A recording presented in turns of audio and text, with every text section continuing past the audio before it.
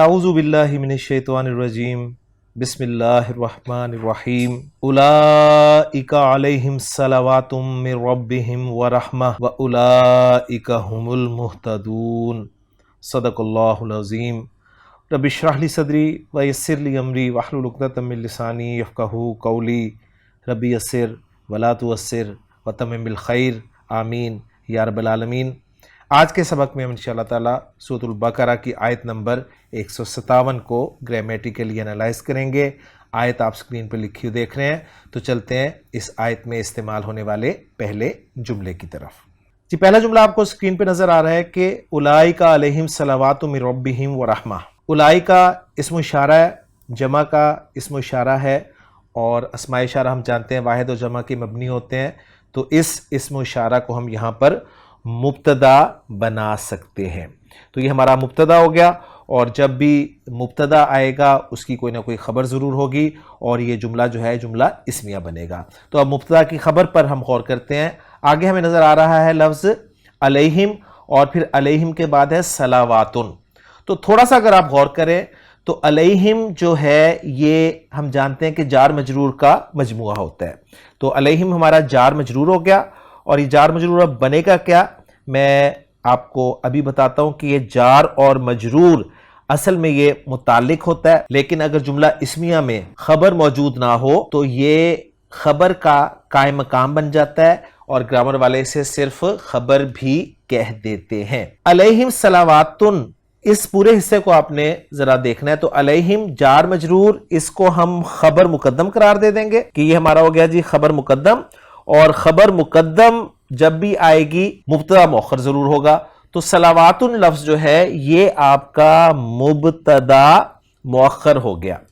اب یہ مبتدا مؤخر جب ہو گیا تو پھر مبتدا مؤخر اپنی خبر مقدم کے ساتھ مل کر یہ جملہ اسمیہ خبریہ ہو کر یہ خبر بن گیا اولئک مبتدا کی۔ تو گویا اولئک مبتدا ہو گیا، اور علیہم صلواتن جو ہے یہ جملہ اسمیہ محلاً مرفوع قرار دیا جائے گا، کیونکہ خبر مرفوع ہوتی ہے، یہ خبر بن گیا اولئک کی۔ تو ترجمہ یہاں تک ہم کریں گے کہ یہ اب اولئک کا ترجمہ ویسے تو وہ ہوتا ہے، لیکن ہم یہاں پر ترجمہ کریں گے یہ کون لوگ ہیں، یہ وہ لوگ ہیں کہ ان پر رحمتیں ہیں۔ مزید آگے چلیں تو آگے ہمیں نظر آ رہا ہے من ربہم کی صورت میں ایک مرکب جاری۔ تو من ربہم یہ جار مجرور ہے، اس کو پہلے ہم جار مجرور لکھیں گے، اور پھر جار مجرور، اور ہم جانتے ہیں کہ جار مجرور جب نکرہ کے بعد آتا ہے تو نکرہ کی صفت بن کر آتا ہے، تو صلواتن کی صفت ہم اسے قرار دے دیں گے، اور پھر یہ جو مجرور ہے ربہم یہ مضاف مضاف الیہ کا مجموعہ ہے، یہ ذہن میں رکھیے گا، کیونکہ اب چھوٹی چھوٹی جو کنسٹرکشنز ہیں وہ میں امید کرتا ہوں کہ آپ کو سمجھ میں آ رہی ہیں۔ تو من ربہم جو ہے یہ جار مجرور یہ صلواتن کی صفت بن گیا، گویا صلواتن جو ہے یہ نکرہ موصوفہ ہوا۔ اس کے بعد آگے آ رہا ہے واو، اس واو کو ہم عاطفہ قرار دے دیتے ہیں، اور اس واو سے پہلے معطوف علیہ کون ہوگا اس پہ ہم ابھی بات کرتے ہیں، لیکن پہلے ذرا ہم معطوف کو دیکھ لیں۔ تو معطوف ہے جی رحمہ، تو رحمہ معطوف ہو گیا ہمارا، اور اب یہ کس پر عطف ہے، یہ عطف ہے صلواتن پر۔ تو اب اگر میں آپ کے سامنے ڈیٹیلڈ انالیسز رکھوں اس چھوٹے سے جملے کا، تو کچھ یوں ہوگا کہ اولئک مبتدا ہو گیا، اور اس کی خبر ہے علیہم صلوات من ربہم ورحمہ، جس میں علیہم خبر مقدم ہے، صلواتن نکرہ موصوفہ معطوف علیہ، من ربہم صفت ہو گیا صلواتن کی، واو عاطفہ، اور رحمہ جو ہے یہ عطف ہے صلواتن پر۔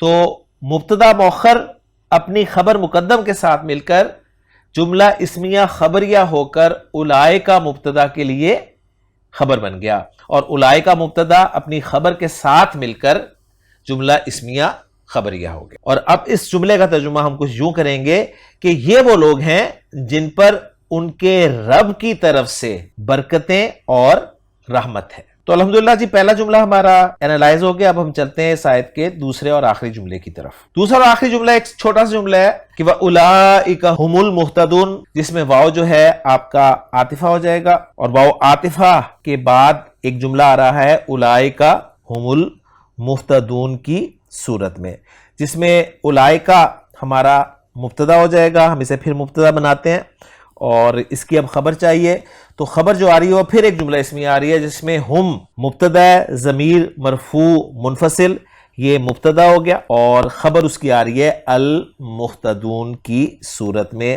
معرفہ۔ المہتدون یہ ہا دال یا مادے سے باب افتعال کا اسم الفاعل ہے، اہتدا یہتدی اسے مہتدن اور پھر اس جمع اس کا صیغہ مہتدون، اور ال لگا کر اسے بتایا گیا کہ اصل ہدایت یافتہ، تو ہم المہتدون، اور ہم کی میم ساکن کو آگے ملانے کے لیے پیش دی گئی ہم المہتدون کی صورت میں۔ ہم المہتدون مبتدا اپنی خبر کے ساتھ مل کر جملہ اسمیہ خبریہ ہو کر یہ خبر بن گیا اولئکا مبتدا کی، اور اولئکا مبتدا اپنی خبر ہم المہتدون سے مل کر جملہ اسمیہ خبریہ ہو کر یہ جملہ معطوفہ ہو گیا پچھلے جملے پر۔